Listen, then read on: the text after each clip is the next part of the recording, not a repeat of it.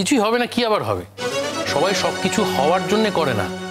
এই জিনিসটা তুমি আজকে বুঝতে পারছো না মেজদা, আমার বিশ্বাস তুমি ভবিষ্যতে বুঝতে পারবে।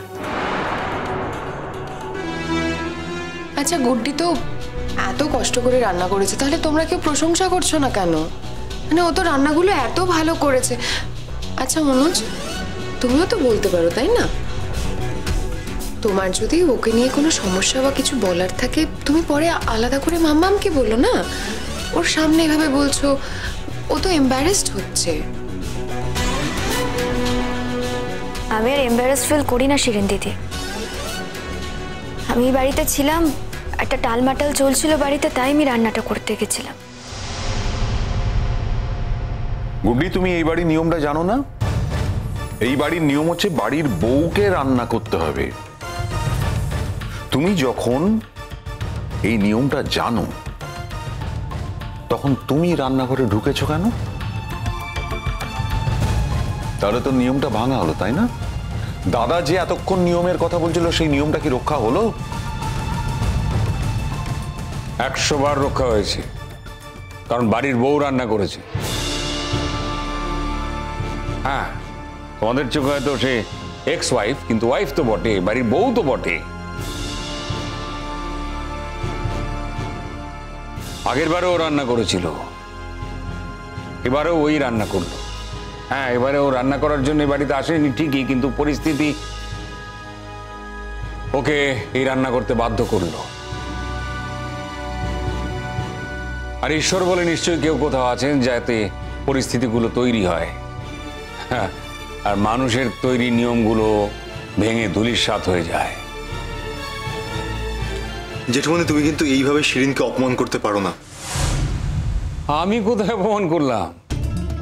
অপমানের রাস্তাটা তো তুমিই খুলে দেখালে। তুমি অপমান করতে পারো একটা মেয়েকে, যাকে তাকে রান্নাঘরে ঢুকিয়ে দিয়েছো বলছো। যার রান্না তুমি এতদিন খেয়েছো তাকে তুমি আজ এইভাবে অপমান করলে, তোমার লজ্জা করছে না? তুমি সাধু পুরুষ হচ্ছ, শিরিনের কাছে প্রমাণ করছো তুমি খুব স্ত্রী ভক্ত। মাইন্ড ইওর ল্যাঙ্গুয়েজ জেঠুমনি। পাবলিক প্লেসে এরকম কোনো কথা বলার তোমার, সেটা বলার কিন্তু তোমার কোনো... কি বলতে চাইছো? সেটা বলার কি? সেটা বলার অধিকার আমার নেই? আর তোমার একটি মেয়েকে অপমান করার অধিকার আছে? কতক্ষণ ধরে তোমাকে বলছি আমি, অনুজ কথা বলো না, ছেড়ে দাও না, চুপ করে থাকো, কি দরকার? শোনো শিরিন, একটা কথা জেনে রাখো, বড়দা যখন শাসন করছে পিকলুকে তখন তুমি কথা বলছো কেন এখানে? দেখছো তো বড় বৌদিও চুপ করে রয়েছে। এবারই ধরন এটা, নিয়ম এটা, যে পর্দা যখন কাউকে শাসন করেন বাকি কেউ কোনো কথা বলে না, এটা জেনে রাখো আজ থেকে। আরে ও তো এই বাড়িতে নতুন এসছে, এই বাড়ির ধরনটা কি ও জানে? জানে না বলেই নিজের স্বামীকে ডিফেন্ড করছে। দাদা তো ওর স্বামীর সঙ্গে ভালোভাবে কথা বলে, ও না জেনেই ব্যাপারটাকে ডিফেন্ড করছে। ও তো এই বাড়ির ধরনটা জানে না, এখনো শিখে উঠতে পারেনি। তোমারও কি খারাপ লাগছে নাকি প্রিনু? শোনো, ওকে আমি আজ এ বাড়ির ছেলে হিসেবে শাসন করছি না।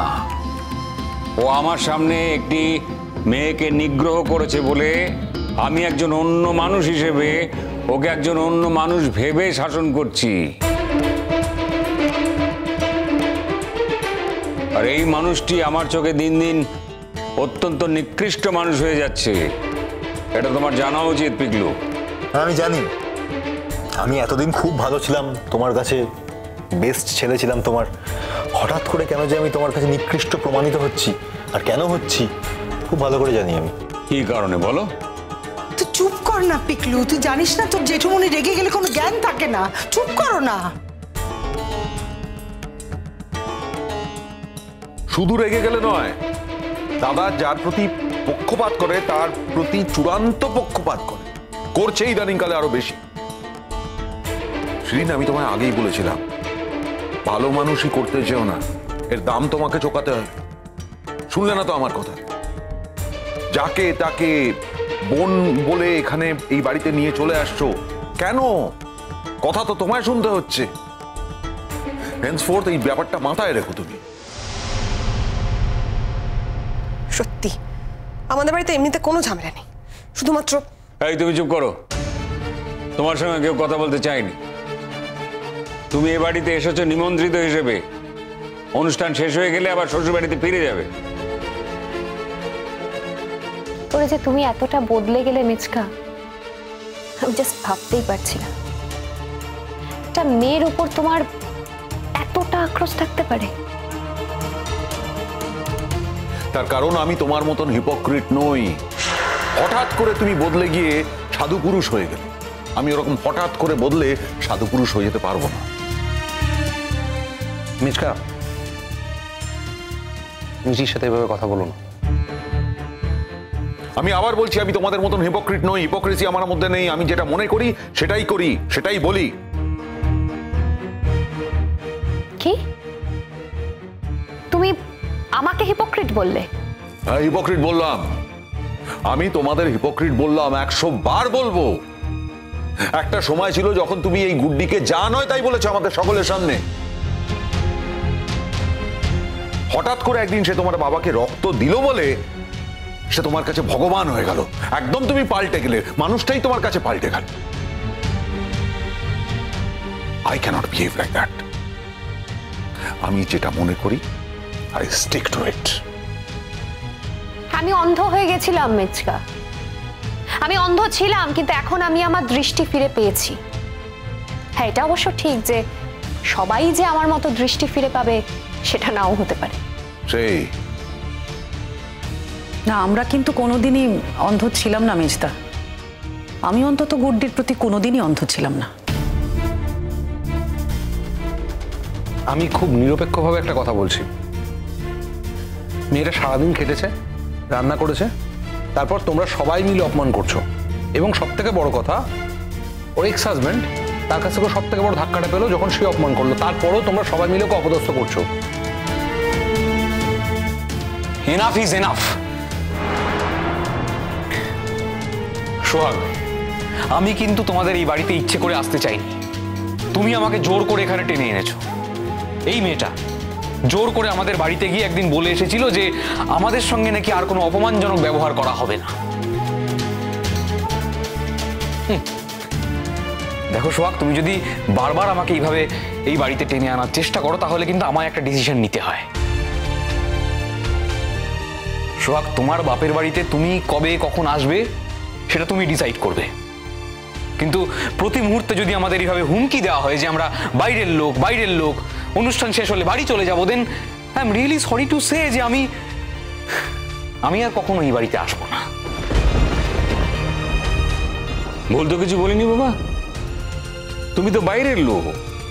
তুমি বাইরের লোক ঘরে এসে আপন হতে চেয়েছো, আর আমাদের ব্যাপারে খুব বেশি ইন্টারফিয়ার করে ফেলেছো। তুমি আমার বাড়ির সম্পর্কে তির্যক মন্তব্য করছো। তুমি কুইনকে বলনি? আমি কি শুনিনি নাকি? তুমি বলনি যে গুড্ডি নতুন কাম্মার কাছে গিয়ে কেন বসেছিল? ওকে ডাক্তার? কেউ অসুস্থ হলে শুধু ডাক্তারই গিয়ে তার পাশে বসে বুঝি? তোমার বাড়িতে তুমি তাই করো বুঝি?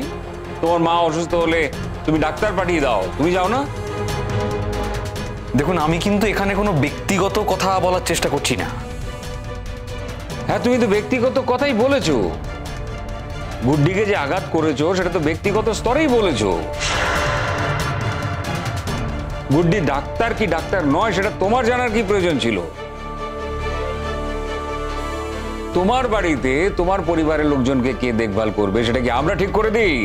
তাহলে তুমি কেন বলতে গিয়েছিলে? একটা সামান্য কথা বলেছে বলে তুমি তোমার নিজের জামাইয়ের সঙ্গে এরকম ব্যবহার করছো বাবা? ছি ছি ছি ছি, এত লোকের সামনে লজ্জায় আমার মাথা কাটে যাচ্ছে।